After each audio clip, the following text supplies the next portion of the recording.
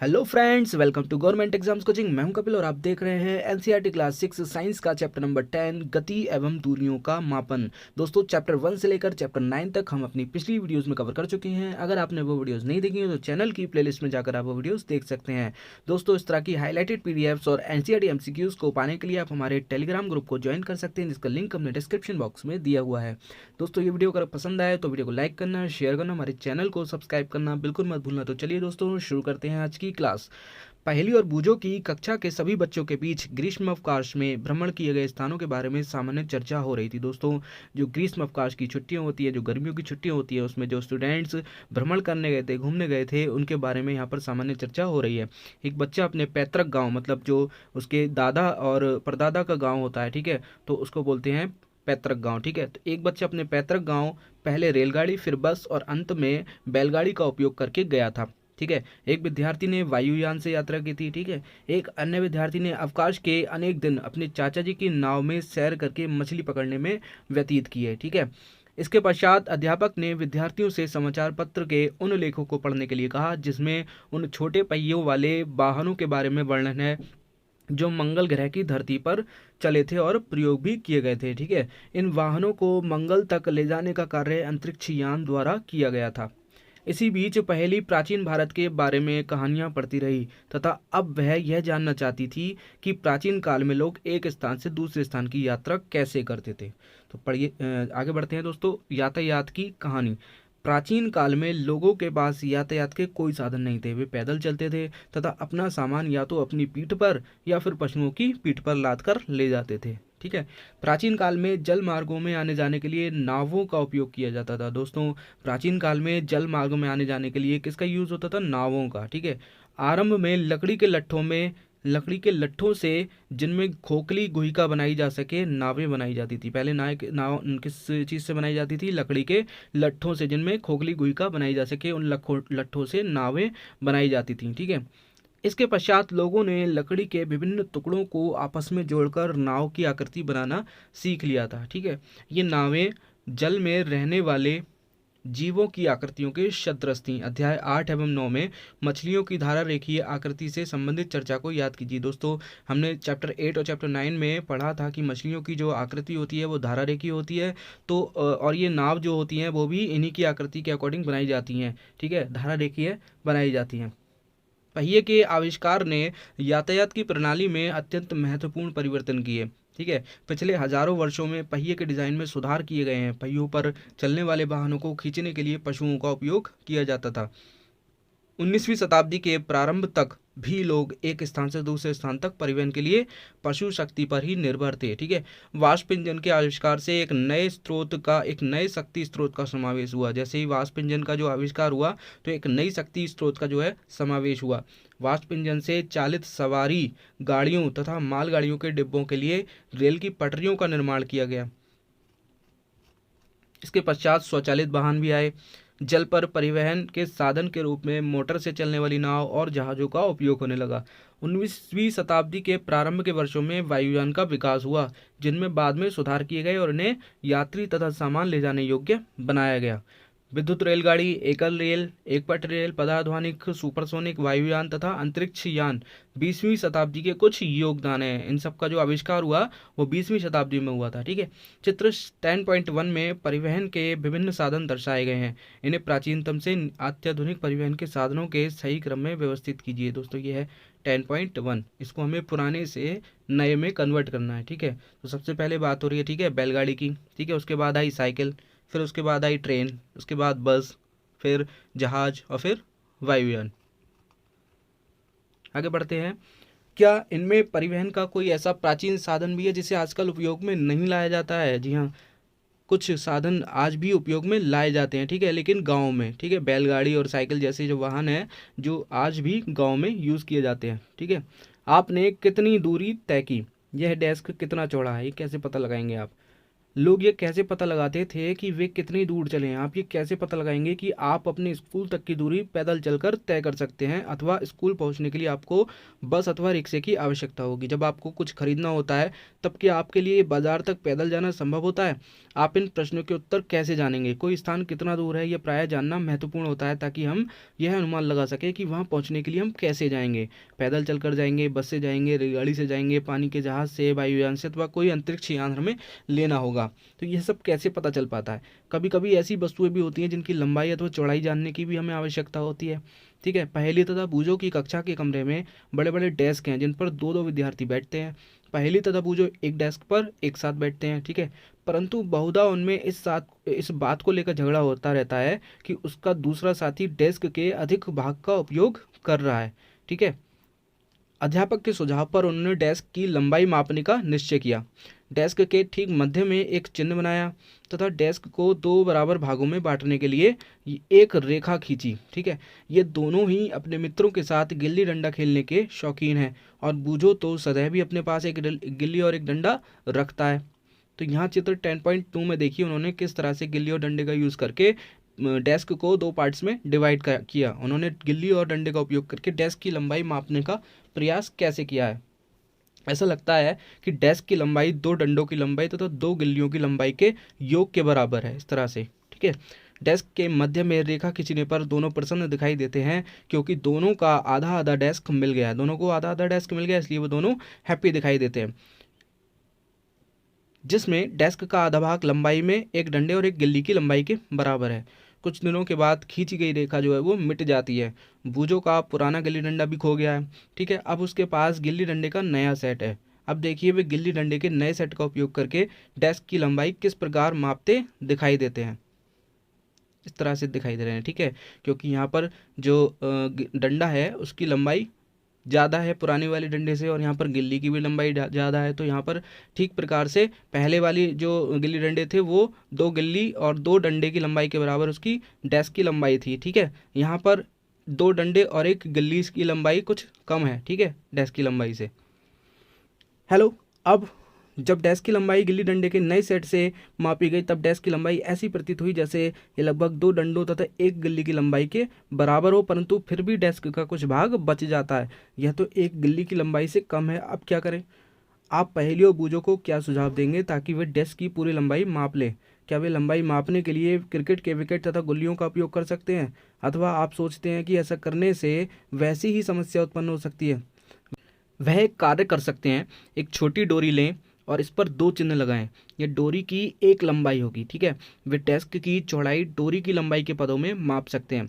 वे इस डोरी का उपयोग डोरी की लंबाई से कम दूरियों को मापने में किस प्रकार कर सकते हैं? वे डोरी को मोड़कर डोरी की लंबाई का आधा, एक चौथाई या फिर आठवां भाग कर सकते हैं। अब संभवतः पहेली तथा बूझो डेस्क की यथार्थ लंबाई इस डोरी की सहायता से माप सकते हैं। आप यह भी कह सकते हैं कि इन्हें अपने ज्यामिति बॉक्स के पैमाने को उपयोग करके अपनी समस्या हल करनी चाहिए। हाँ, वास्तव में ऐसा किया जा सकता है। बूझो ने यह पढ़ा है कि जब ऐसे मानक पैमाने नहीं थे तब लोग दूरियां कैसे मापते थे तथा वह स्वयं भी भिन्न भिन्न ढंगों से दूरियां मापने का प्रयास कर चुका है। ठीक है, तो ऐसे अनेक अवसर आते हैं जब हमें लंबाई अथवा दूरियां मापने की आवश्यकता होती है। दर्जी कपड़े की लंबाई यह जानने के लिए मापता है कि वह कपड़ा कुर्ता सीने के लिए पर्याप्त है अथवा नहीं। बढ़ई किसी अलमारी की लंबाई तथा चौड़ाई इसलिए मापता है ताकि वह यह जान सके कि इस अलमारी के दरवाजे को बनाने के लिए कितनी लकड़ी की आवश्यकता होगी। किसी किसान को अपने खेत की लंबाई तथा चौड़ाई अथवा उसके क्षेत्रफल जानने की इसलिए आवश्यकता होती है ताकि वह यह जान जाए कि वह अपने खेत में कितने बीज बो सकता है तथा उसे अपनी फसलों के लिए कितने जल की आवश्यकता होगी। ठीक है, तो यदि आपसे पूछा जाए कि आपकी लंबाई कितनी है तब आप एक ऐसी सरल रेखा की लंबाई बताएंगे जो आपके सिर से आपके पैर की एड़ी तक की रेखीय लंबाई के बराबर है। यह झाड़ू कितनी लंबी है, यह डेस्क कितना चौड़ा है, दिल्ली से लखनऊ से कितनी दूर है, पृथ्वी से चंद्रमा कितनी दूर है। इन सभी प्रश्नों में एक बात समान है, ये सभी दो स्थानों के बीच की दूरी से संबंधित है। दो स्थान मेज के दो किनारों की तरह पास पास हो सकते हैं। इसके विपरीत दो स्थान जम्मू और कन्याकुमारी की तरह एक दूसरे से बहुत दूर भी हो सकते हैं। ठीक है, आइए अब हम कुछ मापन यह जानने के लिए करते हैं कि जब हम दूरियां अथवा लंबाइयां मापते हैं तो हमें सही रूप से क्या करना आवश्यक होता है। ठीक है, तो कुछ मापन आइए क्रियाकलाप 1 देखते हैं। आप इस क्रियाकलाप को समूह में एक एक करके कीजिए। अपने पैर की लंबाई को लंबाई का एक मात्रक मानकर अपनी कक्षा के कमरे की लंबाई तथा चौड़ाई मापिए। ठीक है, इन्हें मापते समय यह संभव है कि आपको यह पता चले कि कुछ भाग मापने से बच गया है तथा यह भाग आपके पैर की लंबाई से छोटा है। पहले ही की भांति अपने पैर के भाग की लंबाई मापने के लिए किसी डोरी का उपयोग कीजिए। अपने परीक्षणों को सारणी 10.1 में लिखिए। दोस्तों आपको क्या करना है, यहाँ पर आपको नाम लिखना है और यहाँ पर कक्षा के कमरे की लंबाई आपको मापनी है, चौड़ाई भी मापनी है। किस तरह से मापनी है, अपने पैर की जो आपका पैर की लंबाई है, ठीक है, पैर की जो आपकी लंबाई है, पैरों का जो गैप है, जो डिस्टेंस है, उससे आपको ये कमरे की लंबाई और चौड़ाई यहाँ पर नापनी है। क्रियाकलाप 2 देखें। समूह में कार्य कीजिए। आप में प्रत्येक अपने बालिश को मानक मात्रक मानकर अपनी कक्षा के कमरे में रखी मेज अथवा डेस्क की चौड़ाई माप सकते हैं। ठीक है, अब क्रियाकलाप 2 में आप लोग को क्या करना है, अपने बलिष्ठ अपने हाथ अपने हथेली की नाप को मात्रक मानकर टेबल की लंबाई और चौड़ाई आपको मापनी है। मापन के लिए यहाँ भी आप यह पाते हैं कि आपको अपनी एक बलिष्ठ के बराबर लंबी डोरी तथा इस डोरी की लंबाई के अंश भागों की आवश्यकता होती है। ठीक है, अपने प्रेक्षणों को सारणी 10.2 में लिखिए। हम देखते हैं कि मापन का अर्थ किसी अज्ञात राशि की उसी प्रकार की कुछ ज्ञात राशि से तुलना करना है।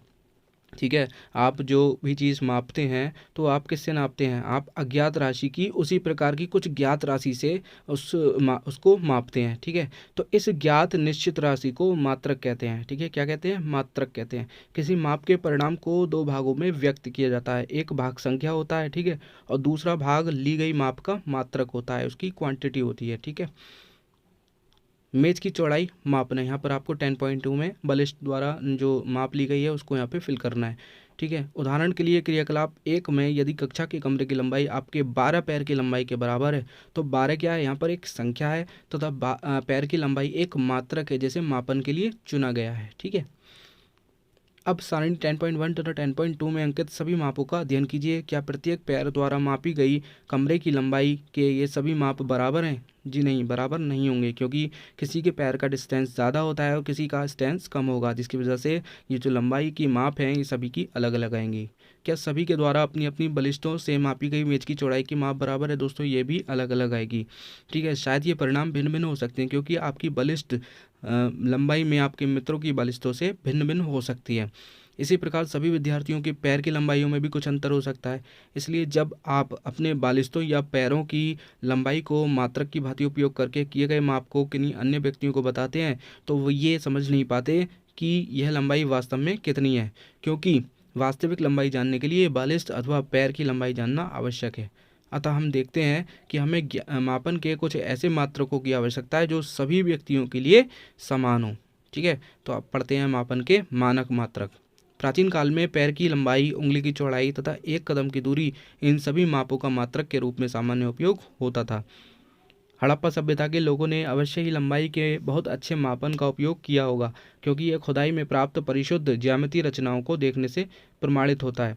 कोहनी से उंगली के छोर तक की लंबाई, जिसे हाथ कहते हैं, लंबाई के मात्रक के रूप में प्राचीन मिस्र में उपयोग किया जाता था। ठीक है, प्राचीन मिस्र में किसका यूज़ होता था? कोहनी से उंगली के छोर तक की लंबाई का मात्रक के रूप में यूज़ हुआ करता था। ठीक है, जिसे संसार के अन्य भागों में भी मान्यता प्राप्त थी। संसार के विभिन्न भागों में लोग लंबाई के मात्रक के रूप में फुट का उपयोग करते थे। ठीक है, फुट का, अलग अलग क्षेत्रों में फुट की लंबाई थोड़ी भिन्न थी। लोग एक गज कपड़ा फैली बाह के सिरे से अपनी थोड़ी तक मापते थे। रोमवासी अपने पग अथवा कदमों से लंबाई मापते थे। प्राचीन भारत में छोटी लंबाइयों को मापने के लिए अंगुल अथवा मुट्ठी का उपयोग किया जाता था। आज भी भारत के कई शहरों में हम पुष्प विक्रेताओं को पुष्पहारों को बेचते समय अपनी भुजाओं का उपयोग लंबाई के मात्रक के रूप में करते हुए देख सकते हैं। सुविधा अनुसार शरीर के ऐसे बहुत से भागों का मात्रकों के रूप में उपयोग होता रहा है। तथापि प्रत्येक व्यक्ति के शरीर की मापों में थोड़ी भिन्नता तो हो सकती है।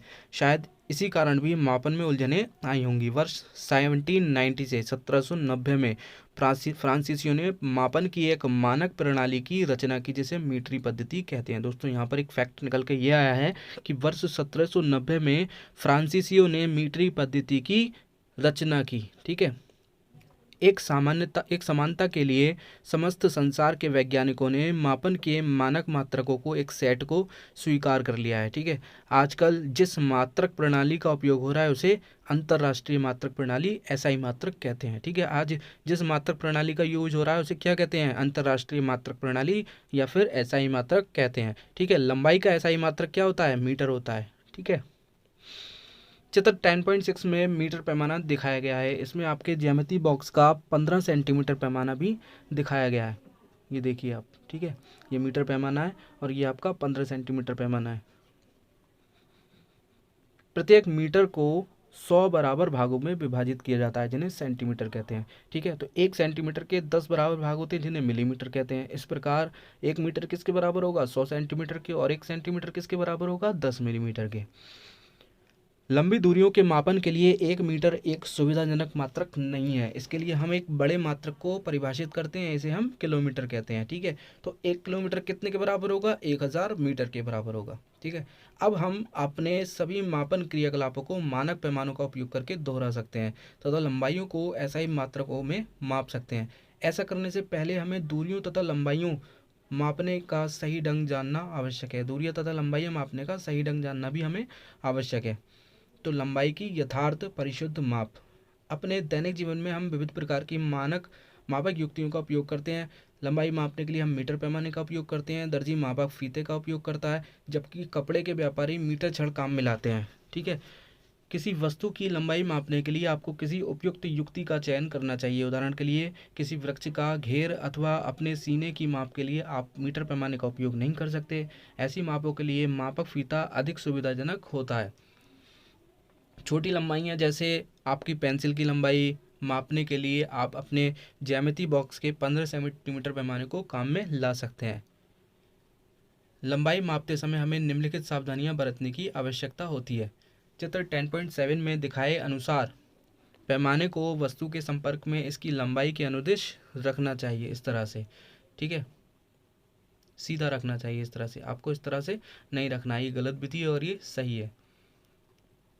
कुछ पैमानों के सिरे टूटे हो सकते हैं, आप इन पैमानों के शून्यांक स्पष्ट नहीं देख सकेंगे। चित्र 10.8 के अकॉर्डिंग इस तरह से। ठीक है, ये आपका टूटा हुआ है क्योंकि यहाँ पर 0 दिखाई नहीं दे रहा है, इसलिए ये टूटा हुआ होता है। ठीक है, तो आप किस तरह से नापेंगे ऐसे पैमानों से? ऐसे प्रकरणों में पैमाने के शून्यांक से माप लेने से बचिए। आप पैमाने का कोई अन्य पूर्णांक जैसे 1 सेंटीमीटर काम में ला सकते हैं, तब आपको दूसरे सिरे के पाठ्यांक से इस पूर्णांक के पाठ्यांक को घटाना चाहिए। उदाहरण के लिए चित्र 10.8 बी में एक सिरे का पाठ्यांक 1 सेंटीमीटर तथा दूसरे सिरे का पाठ्यांक 14.3 सेंटीमीटर है, अतः वस्तु की लंबाई 14.3 minus 1 centimetre is equals to 13.3 centimetre होगी। देखिए यहाँ पर 0 पाठ्यांक 0 शून्यांक जो है वो टूटा हुआ है, जो हमें दिखाई नहीं दे रहा है। तो हमने क्या किया है, यहाँ पर इसको 1 से स्टार्ट किया है। ठीक है, अब 1 से स्टार्ट किया है और लास्ट हमारा क्या है 14। तो हम क्या करेंगे, 14 में से इस 1 को माइनस कर देंगे तो हमारा जो करेक्ट माप है वो आ जाएगा 13। ठीक है, अगर यहाँ पर हमारा 1 भी टूटा हुआ होता तो हम स्टार्ट करते 2 से। ठीक है, तब हमारा ये जो लास्ट स्टेप आता वो आता 15 पर। ठीक है, तो हम 15 में से 2 को माइनस कर देते और हमारा आंसर आता 13। ठीक है, आंसर उतना ही आएगा चाहे हम 1 से स्टार्ट करें चाहे हम 2 से, लेकिन लास्ट वाले में से हमें शुरू वाला हमें माइनस करना है। ठीक है, तो हमारा आंसर करेक्ट आ जाएगा। पॉइंट 3, माप लेने के लिए आँख की सही स्थिति भी महत्वपूर्ण होती है। चित्र 10.9 में दर्शाए अनुसार आपकी आँख जिस बिंदु की माप ली जानी है उसके ठीक सामने होनी चाहिए, इस तरह से। ठीक है, आपको बिल्कुल जस्ट सामने खड़ा होना है, तभी आप करेक्ट माप देख पाएंगे। अगर आप लेफ्ट में खड़े होते हैं, राइट में खड़े होते हैं, तब आपको गलत माप दिखेगी। ठीक है, स्थिति बी आँख की सही स्थिति है। ध्यान दीजिए, बी से देखने पर पाठ्यांक 7.5 सेंटीमीटर है। स्थितियों ए तथा सी से पाठ्यांक भिन्न हो सकते हैं। ठीक है, ए से गलत दिखेगा, सी से गलत दिखेगा, आपको बिल्कुल ठीक सामने खड़ा होना है, तभी आपको सही माप दिख पाएगी। क्रियाकलाप 3 देखते हैं। अपने सहपाठी की ऊंचाई अपने बलिष्ठों से और फिर मीटर पैमाने का उपयोग करके मापिए। ठीक है, इसके लिए अपने सहपाठी को दीवार के साथ पीठ रखकर खड़ा होने के लिए कहिए। उसके सिर से ठीक ऊपर दीवार पर एक चिन्ह अंकित कीजिए। अब फर्श से दीवार पर बने इस चिन्ह तक की दूरी पहले अपने बलिष्ठ से और फिर मीटर पैमाने से मापिए। अन्य सभी विद्यार्थियों से इस लंबाई को इसी प्रकार मापने के लिए कहिए। सभी प्रेक्षण सारणी 10.3 में लिखिए। ठीक है, यहाँ पर आपको ऊंचाई किसने मापी ये लिखना है, और यहाँ पर ऊंचाई बलिष्ठ में लिखना है। ठीक है, यहाँ पर ऊंचाई सेंटीमीटर में जो नापी है आपको वो लिखनी है। विभिन्न विद्यार्थियों के द्वारा प्राप्त परिणामों का ध्यान से अध्ययन कीजिए। कॉलम 2 में परिणाम एक दूसरे से भिन्न हो सकते हैं क्योंकि विद्यार्थियों के बालिस्टों की लंबाई एक दूसरे से भिन्न हो सकती है। अब कॉलम 3 के परिणामों को देखिए जिसमें सभी मापें मानक पैमाने द्वारा ली गई हैं। ये परिणाम एक दूसरे के बहुत समीप हो सकते हैं, परंतु क्या ये एक दूसरे के ठीक ठीक बराबर हैं? यदि नहीं तो आपके विचार से ये अंतर क्यों है? आखिर सभी एक ही पैमाने का उपयोग कर रहे हैं, भिन्न भिन्न बलिष्ठों का उपयोग तो कर नहीं रहे हैं, तो यह अंतर क्यों आया? यह अंतर प्रेक्षण लेने में होने वाली छोटी त्रुटियों के कारण हो सकता है। ठीक है, मापन की इन त्रुटियों को जानने और व्यवहार में लाने के महत्व के बारे में उच्च कक्षाओं में सीखेंगे। ठीक है, किसी वक्र रेखा की लंबाई मापना। हम किसी वक्र रेखा जो कि गोल हो सकती है, ठीक है, टेढ़ी हो सकती है, कैसी भी हो सकती है, ठीक, लेकिन सीधी नहीं होगी, तो हम किसी वक्र रेखा की लंबाई सीधे ही मीटर पैमाने का उपयोग करके नहीं माप सकते हैं। वक्र रेखा की लंबाई मापने के लिए हम धागे का उपयोग कर सकते हैं। ठीक है, क्रियाकलाप 4 देखते हैं। वक्र रेखा ए बी की लंबाई मापने के लिए किसी धागे का उपयोग कीजिए। धागे के एक सिरे पर गांठ बांधिए। इस गांठ को बिंदु ए पर रखिए। अब धागे को अपनी उंगली तथा अंगूठे द्वारा तना हुआ रखकर इसके छोटे भाग को रेखा के अनुदिश रखिए। इस बिंदु पर अपने एक हाथ से धागे को थामिए, अपने दूसरे हाथ से धागे के और थोड़े भाग को वक्र रेखा के अनुदिश फैलाइए। इस प्रक्रिया को दोहराते हुए वक्र रेखा के बिंदु बी तक पहुंचाइए। ठीक है, धागे का जो भाग बिंदु बी पर है वहाँ एक चिन्ह अंकित कीजिए। अब इस धागे को मीटर पैमाने के अनुदिश फैलाइए। धागे के आरंभ में बंधी गांठ तथा इस पर बने अंतिम चिन्ह के बीच की लंबाई मापिए। यह माप वक्र रेखा ए बी की लंबाई के बराबर है। आप क्या करेंगे, ये वक्र रेखा है, ठीक है, और ये धागा है। ठीक है, अब आप क्या करेंगे, सॉरी, ये वक्र रेखा और ये धागा है। अब क्या करेंगे, आप इस धागे में एक छोर पर गांठ लगा देंगे और उसको ए पॉइंट पर रख देंगे। ठीक है, अब उसको इस तरह से फैलाते हुए, इसको ऊपर फैलाते हुए चले जाएंगे और लास्ट स्टेप पे जहाँ पर वो पहुँच जाएगा उस पर भी एक गांठ लगा देंगे और फिर गांठ से गांठ तक की ये लंबाई आप धागे की माप लेंगे। यही हमारी फाइनल माप ए बी की होगी। ठीक है, हमने देखा कि यह सुनिश्चित करने के लिए कि हम दूरियों तथा लंबाइयों की यथार्थ माप ले रहे हैं, हमें बहुत सी सावधानियां बरतनी पड़ती हैं। मापन के लिए कुछ मानक युक्तियों तथा मापन परिणामों को व्यक्त करने के लिए हमें कुछ मानक मात्रकों की आवश्यकता होती है। हमारे चारों ओर गतिशील वस्तुएं। ठीक है, क्रियाकलाप 5, उन वस्तुओं के बारे में सोचिए जो आपने हाल ही में देखी हैं। इनकी सूची सारणी 10.4 में बनाइए। ये आप विराम में वस्तु देख रहे हैं, यहाँ पर गतिशील वस्तु है। स्कूल का बस्ता, मच्छर, मेज, डेस्कों पर बैठे व्यक्ति, इधर उधर जाते लोग, इसके अतिरिक्त तितलियां, कुत्ते, गाय, आपका हाथ, छोटा बच्चा, जल में मछली। ठीक है, घर, फैक्ट्री, पत्थर, घोड़ा, गेंद, बल्ला, चलती रेलगाड़ी, सिलाई मशीन, दीवार, घड़ी, घड़ी की सुइयां भी हो सकती हैं। आप जितनी लंबी सूची बना सकते हो बनाइए। ठीक है, इनमें से कौन गतिशील है और कौन विराम में है? आपने यह कैसे सुनिश्चित किया कि कोई वस्तु गति में है अथवा विराम में है? आपने ये देखा होगा कि चिड़िया कुछ समय पश्चात पहले वाले स्थान पर दिखाई नहीं देती जबकि मेज उसी स्थान पर है। इस आधार पर आपने ये सुनिश्चित किया होगा कि कोई वस्तु गति में है अथवा विराम में है। आइए हम किसी चींटी की गति को ध्यान से देखते हैं। क्रियाकलाप 6, फर्श पर कागज की एक बड़ी शीट फैलाकर इस पर कुछ चीनी रखिए। चींटियां इस चीनी की ओर आकर्षित होंगी तथा आप शीघ्र ही इस कागज की शीट पर बहुत सी चींटियों को रेंगते हुए देखेंगे। किसी एक चींटी के लिए जब वह कागज की शीट पर तुरंत रेंग चुकी हो, पेंसिल से उसकी स्थितियों के निकट छोटे छोटे चिन्ह अंकित कीजिए। ठीक है, जैसे जैसे ये कागज पर रेंगती जाए आप इसकी स्थितियों पर चिन्ह अंकित करते जाइए। कुछ समय के पश्चात कागज की शीट को इधर उधर हिलाकर इस पर से चीनी एवं चींटियां हटा दीजिए। उन विभिन्न बिंदुओं जिन्हें आपने कागज पर अंकित किया था को तीरों द्वारा जोड़कर चींटी की गति की दिशा दर्शाइए। वह हर बिंदु जिसे आपने अंकित किया है कुछ सेकंडों के समय अंतराल में चींटी ने कहाँ कहाँ गति की को दर्शाता है। ठीक है, आप क्या करेंगे, चींटी डालेंगे और उस पर चींटी आ जाएंगी तो आपको एक पॉइंट लगाते जाना है। ठीक है, पहले यहाँ पर है फिर यहाँ पर है तो आपको एक पॉइंट पेंसिल से लगाते जाना है। फिर इनको हटा करके चींटियों को जहाँ जहाँ पॉइंट आपके मिलाए हैं वहाँ एक तीर के निशान से आप इन्हें दर्शाते जाइए। ठीक है, तो आप ये देखेंगे कि आपने जो डैश डैश बनाए हैं, जो तीर के निशान बनाए हैं, वो चींटी की गति करने की दिशा थी। गति किसी वस्तु की स्थिति में किसी प्रकार के परिवर्तन जैसी दिखाई देती है। क्या आप ऐसा नहीं मानते? जी हाँ, बिल्कुल ऐसा ही होता है। क्रियाकलाप 5 में वस्तुओं के समूह बनाते समय आपने घड़ी, सिलाई की मशीन अथवा बिजली का पंखा जैसी वस्तुओं को किस समूह में रखा था? क्या ये वस्तुएं एक स्थान से दूसरे स्थान तक गति कर रही हैं? नहीं। क्या आप इनके किसी भाग में कोई गति देखते हैं? पंखे की पंखुड़ियां अथवा घड़ी की सुइयां कैसी गति करती हैं? क्या यह गति रेलगाड़ी की गति जैसी है? आइए अब हम कुछ प्रकार की गतियां देखते हैं जिनसे हमें इन विभिन्न प्रकार की गतियों को समझने में सहायता मिलेगी। गति के प्रकार देखते हैं। आपने सीधी सड़क पर किसी वाहन की गति, किसी परेड में सिपाहियों के मार्च पास्ट की गति अथवा किसी गिरते पत्थर की गति का प्रेक्षण किया होगा। यह किस प्रकार की गति है? 100 मीटर दौड़ प्रतियोगिता में धावक भी सरल रेखा के अनुदिश दौड़ते हैं। क्या आप अपने चारों ओर देखकर इसी प्रकार के और अधिक उदाहरण सोच सकते हैं? इन सभी उदाहरणों में हम ये देखते हैं कि वस्तुएं सरल रेखा के अनुदिश गति कर रही हैं। इस प्रकार की गति को हम क्या कहते हैं? सरल रेखीय गति कहते हैं। क्रियाकलाप 7, एक पत्थर लीजिए, इससे एक धागा बांधिए तथा अपने हाथ से इसे तेजी से घुमाइए। पत्थर की गति को ध्यान से देखिए। हम देखते हैं कि पत्थर जो है वो वृत्तीय पथ के अनुदिश गति कर रहा है, गोल गोल घूम रहा है। इस गति में पत्थर की आपके हाथ से दूरी जो है वो समान रहती है, एक जैसी रहती है। ठीक है, इस प्रकार की गति को क्या कहते हैं? हम वर्तुल गति कहते हैं। बिजली के पंखे की पंखुड़ियों पर अंकित किसी चिन्ह की गति, किसी घड़ी के सेकंड की सुई की गति वर्तुल गति के उदाहरण है। ठीक है, बिजली का पंखा अथवा घड़ी स्वयं एक स्थान से दूसरे स्थान तक गति नहीं कर रहे हैं, परंतु पंखे की पंखुड़ियां घूर्णन करती हैं तथा ऐसा ही घड़ी की सुइयां भी करती हैं। यदि हम पंखे की पंखुड़ियों अथवा घड़ी की सुइयों पर कहीं किसी प्रकार का कोई चिन्ह अंकित कर दें तो घूर्णन करते समय भी पंखे अथवा घड़ी के केंद्र से इस चिन्ह की दूरी जो है वो समान होगी। अगर हम पंखे में कहीं भी कोई चिन्ह अंकित कर दें, जैसे यहाँ चिन्ह अगर हम अंकित कर दें तो यहाँ से यहाँ तक की दूरी हर जगह सेम ही होगी, चाहे भी पंखुड़ी किसी भी स्थान पर घूम जाए। ठीक है, बूझो ये निश्चित नहीं कर पा रहा है कि जब हम पत्थर को तेजी से घुमाते हैं तब हम यह क्यों कहते हैं कि पत्थर की हाथ से दूरी समान रहती है। क्या आप बूझो को यह समझने में सहायता कर सकते हैं?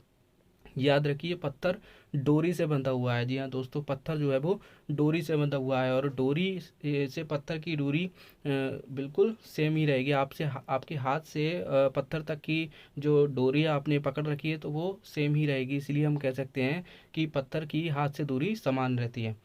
कुछ प्रकरणों में कोई वस्तु एक निश्चित समय अंतराल के बाद अपनी गति को दोहराती है। इस प्रकार की गति को हम क्या कहते हैं? आवर्ती गति कहते हैं। डोरी से बंधा हुआ वही पत्थर लीजिए जिसे आपने क्रियाकलाप 7 में उपयोग किया था। अब डोरी को अपने हाथ में थामिए तथा पत्थर को डोरी से लटकने दीजिए। ठीक है, दूसरे हाथ से पत्थर को एक तरफ खींचिए और फिर स्वतंत्र गति करने के लिए छोड़ दीजिए। यह एक लोलक है। यह लोलक मनोरंजन के साथ साथ आवर्ती गति को समझने में हमारी सहायता करेगा। किसी लोलक की गति, वृक्ष की शाखाओं का इधर उधर लहराना, झूला झूलते बच्चे की गति, सितार की डोरियों की गति, बजते समय ढोलों के पृष्ठ की गति, ये सभी आवर्ती गति के उदाहरण हैं जिनमें वस्तुएं एक निश्चित समय अंतराल के बाद अपनी गति को दोहराती हैं। ठीक है, जैसे मान लीजिए कि डोरी है, ठीक है, यहाँ पर बंधी हुई है डोरी और यहाँ पर हमने इसको डोरी को हाथ से पकड़ा हुआ है और नीचे क्या है? पत्थर है। तो पत्थर को जब हम एक हाथ दूसरे हाथ से यहाँ तक लेके आएंगे फिर इसको छोड़ देंगे तो ये पत्थर यहाँ से यहाँ जाएगा, फिर वापस इधर आ जाएगा। ठीक है, फिर इधर जाएगा, फिर इधर वापस इधर आ जाएगा। तो ये क्या उदाहरण है? ये किस गति का उदाहरण है? ये दोस्तों आवर्ती गति का उदाहरण है। ठीक है, या आप झूला देख रहे हैं, जब हम इसको झूले को पीछे से छोड़ेंगे तो ये वापस ऊपर जाएगा, फिर वापस कि वहीं आएगा, फिर ऊपर जाएगा, फिर वापस जाएगा। तो ये क्या होता है? ये भी आवर्ती गति का ही एक उदाहरण है। ठीक है, जब हम इस गिटार की स्ट्रिंग को पकड़ कर खींचे के ऊपर को तो ये वापस से नीचे जाएगी, फिर ऊपर आएगी, फिर नीचे आएगी, फिर ऊपर आएगी। तो ये आवर्ती गति का ही उदाहरण है। ऐसे ही आप ये घंटा देख रहे हैं, घंटे को जब हम छोड़ेंगे तो वाप इधर जाएगा, फिर इधर जाएगा। ठीक है, तो इस तरह से ही ये भी आवर्ती गति का भी उदाहरण है। क्या आपने फर्श पर लुढ़कती किसी गेंद की गति का ध्यानपूर्वक प्रेक्षण किया है? यहाँ गेंद किसी फर्श पर लुढ़कती है और घूर्णन करती हुई आगे की ओर गति करती है। इस प्रकार गेंद सरल रेखीय गति के साथ साथ घूर्णन गति भी करती है। ठीक है, क्या आप ऐसे अन्य उदाहरण बता सकते हैं जिनमें वस्तु की गति विभिन्न प्रकार की गतियों से मेल करती है? इस अध्याय के अंतर्गत हमने बहुत से मापन क्रियाकलाप किए हैं तथा कुछ प्रकार की गतियों के विषय में चर्चा की है। हमने देखा कि समय के साथ स्थिति में परिवर्तन को गति कहते हैं। स्थिति में हुए इस परिवर्तन को हम दूरी मापन द्वारा ज्ञात कर सकते हैं। इससे हमें ये जानकारी मिलती है कि कोई वस्तु कितनी धीमी अथवा तीव्र गति कर रही है। फर्श पर घोंघे का रेंगना, तितली का एक पुष्प से दूसरे पुष्प पर मंडराना, नदी का चिकनी गोल गुटिकाओं के ऊपर अपने पथ के अनुदिश प्रवाहित होना, वायुयान का वायु में ऊंचाइयों पर उड़ना, जेट पथ चित्र बनाना, पृथ्वी के परितः चंद्रमा द्वारा गति करना, हमारे शरीर में रुधिर का परिसंचरण आदि सभी उदाहरण हमारे चारों ओर अनेक स्थानों पर होने वाली गतियों को दर्शाते हैं। सारांश देखते हैं। एक स्थान से दूसरे स्थान तक जाने के लिए परिवहन के विभिन्न साधनों का उपयोग किया जाता है। प्राचीन काल में लोग पैर की लंबाई, उंगली की चौड़ाई, एक कदम की दूरी आदि का उपयोग मापन के मात्रक के रूप में करते थे। इससे उलझनें होती थीं तथा इसलिए किसी एक समान मापन प्रणाली को विकसित करने की आवश्यकता उत्पन्न हुई। अब हम मात्रकों की अंतर्राष्ट्रीय प्रणाली एसआई मात्रक का उपयोग करते हैं। इसे समस्त संसार में मान्यता प्राप्त है। एसआई मात्रकों में लंबाई का मानक मात्रक मीटर है। सरल रेखा के अनुदिश गति को हम क्या कहते हैं? सरल रेखीय गति कहते हैं। वर्तुल गति में कोई वस्तु इस प्रकार गति करती है कि उस वस्तु की किसी नियत बिंदु से दूरी समान रहती है। ठीक है, ऐसी गति जो एक निश्चित समय अंतराल के पश्चात दोहराती है उसे हम आवर्ती गति कहते हैं। फिलप्स देख लेते हैं। 1 मीटर में 100 सेंटीमीटर होते हैं। 5 किलोमीटर में 5000 मीटर होते हैं। झूले पर किसी बच्चे की गति कैसी गति होती है? झूले पर जो बच्चे की गति होती है वो आवर्ती गति होती है। किसी सिलाई मशीन की सुई की गति भी आवर्ती गति होती है, बार बार ऊपर नीचे बार बार ऊपर नीचे होती रहती है। ठीक है, किसी साइकिल के पहिए की गति कैसी होती है? वर्तुल गति होती है, क्योंकि उसकी सेंटर से और पहिए की जो दूरी है वो हर जगह समान रहती है, तो इसलिए साइकिल के पहिए की गति कैसी होगी? वर्तुल गति होगी। ठीक है, तो दोस्तों ये था क्लास 6 साइंस का चैप्टर नंबर 10। दोस्तों इस तरह की वीडियोस को पाने के लिए आप हमारे चैनल को सब्सक्राइब कर सकते हैं और इस तरह की हाईलाइटेड पीडीएफ्स और एनसीईआरटी एमसीक्यूज को पाने के लिए आप हमारे टेलीग्राम ग्रुप को ज्वाइन कर सकते हैं। तो दोस्तों इसी तरह की वीडियोस को पाने के लिए बने रहिए हमारे साथ। मिलते हैं आपसे नेक्स्ट वीडियो में, तब तक के लिए गुड बाय।